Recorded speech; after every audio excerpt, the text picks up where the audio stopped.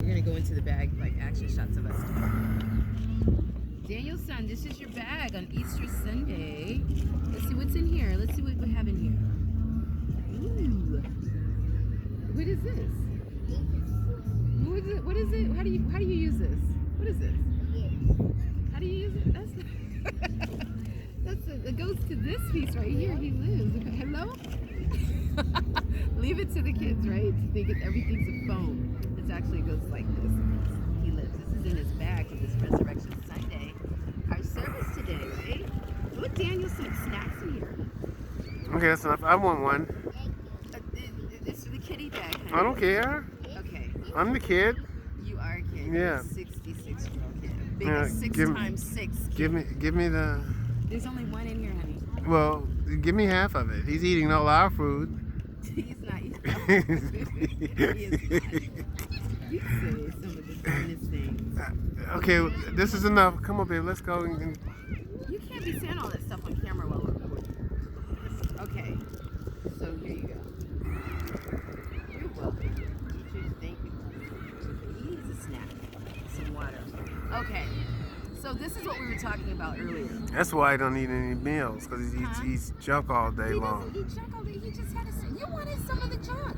You can't talk, Mr. But Ice Cream Man. but I'm gonna Ice eat. Cream I'm gonna eat anyway. You know what? You need help. I do. You do. So much. Okay. Yeah. This is recording. This is my video, my session. This is my preaching purpose, and this is how I want it to go. Right, Danielson?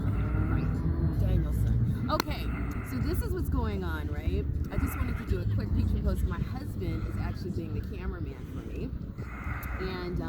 And Danielson, we have our godson with us this on this Easter weekend.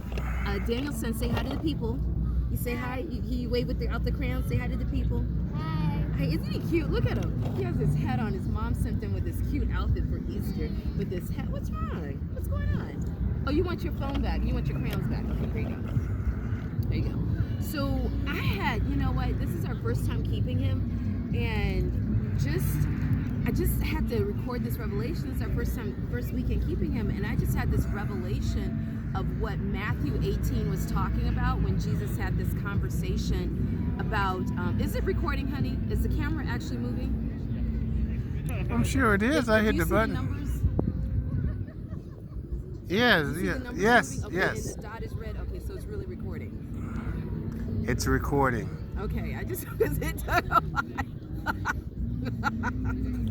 All right, I love you. I love you. I don't want to go through this again. That's all I'm saying. But this revelation that I had coming out of Matthew 18, when Jesus was telling the children were coming to him,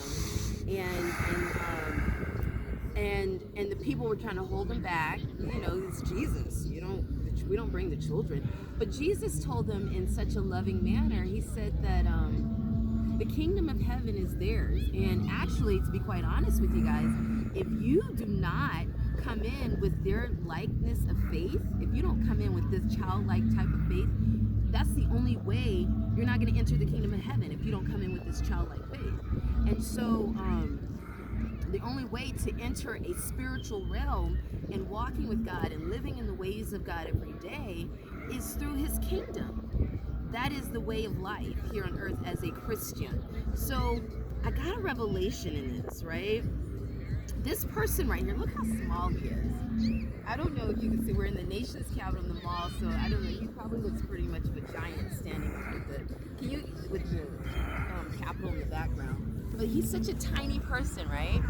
And his first night, he was quiet, he didn't talk much, he just kind of took in everything and observed everything. I love how you're getting that roll around and just moving around. You're just doing good, Mr. Cameraman. And my hubby, I get to sleep with. So one of the nice things about just this thing is that he's so small. Look how small his hands are, and look how small his stomach, and he eats a little bit. He eats like a bird. Like he's probably not even gonna eat all this.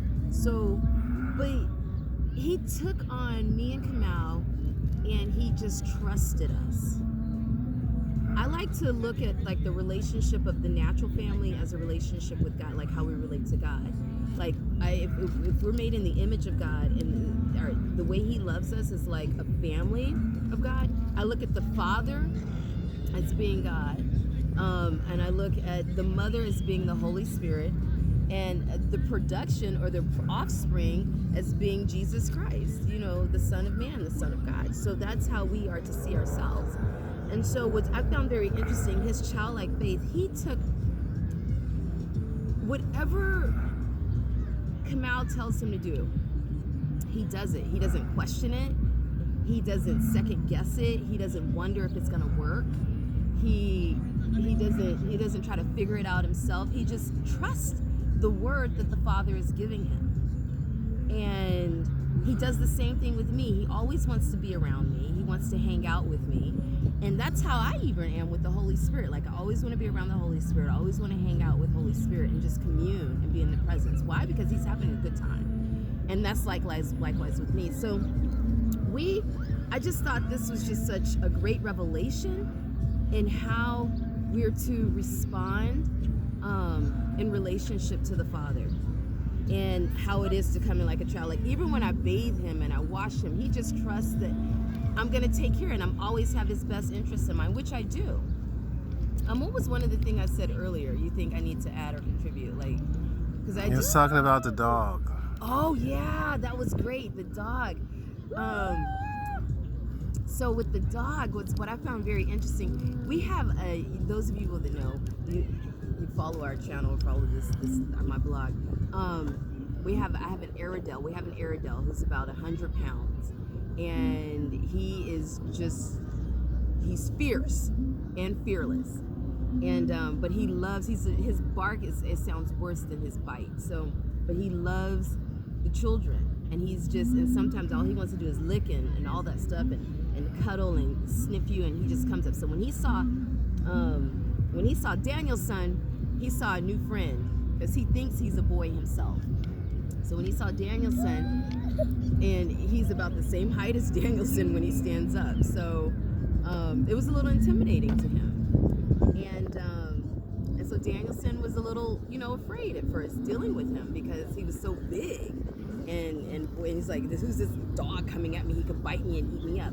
What I found very interesting, they've become friends over the weekend, but Daniel walked out of the sitting room and walked into the kitchen he was walking out of the kitchen, and Khan met him. And Daniel didn't want to be bothered with him, and we heard it. And Kamal saw it as well. And Kamal told him to tell the dog to stop. Everything Kamal said, he said back to the dog. He said, tell the dog to stop. He said, what did you say, Danielson, when Kamal Bobby told you to tell the dog to stop? What did you say? What did you say to the dog? Yeah. Stop. Right. He said stop. And when Kamal told him to tell the dog no, what did you say? No. He said no. Kamal gave him all of these commands to tell the dog, and the dog obeyed him. Something that's like 5 times his size. And I was like, this is how we're supposed to be raising our children. Like, these are kingdom warriors in the body, and that's how Father works with us. When he gives us a word, we're to say it. It's a Father who works with us, who gives us guidance, who gives us his word and his promises, and he expects us to say them. He expects us to command them. And so this 100-pound dog was listening to some 20-pound little boy who weighs like a feather.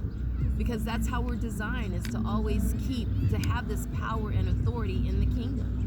And we just walk in it by faith, just trusting what Father is telling us. So this has been a real revelation to me. And then even as the mother, of him being my godson, even as the mother here, like, there is nothing that he can do, ever do, that would stop me from loving him. Like, I always want his best interest. I always want the best for him. And he knows he can come to me for anything and everything. And he does. And so he knows that I will never leave him. Even when I step out of the car, I'm always going to come back. So having that confidence, building that confidence in him is important. And everything that I do when it pertains to him, it's always going to be for his best. It's always and it's driven by a place of love. And that's how Christ is with us. That's how the Father is with us. That's how the Holy Spirit is with us. His word is that everything is driven by his love, and he's always thinking about us. And all we have to do is just accept it for what it is and take it at face value, literally, what God is saying. So I had to get on here and do a quick preach and post because how appropriate to do it on Resurrection Sunday in the nation's capital, in the mall, in the mall, in the mall. You got a song you want to sing to the people? You have anything you want to say, Kamal? Thank you, honey. I want to give a shout out, a kiss, a blow kiss to my videographer who's so awesome. Isn't he cute? We just got through fellowshipping at David's tent. And no more songs? We're getting ready to go home and set up a Seder and have fellowship there even more. And do a Seder for Easter Sunday, for Resurrection Sunday. Resurrection Sunday. Resurrection Sunday. Resurrection Sunday. Ooh. Anything else? You think I should add something else? Nope, that's it.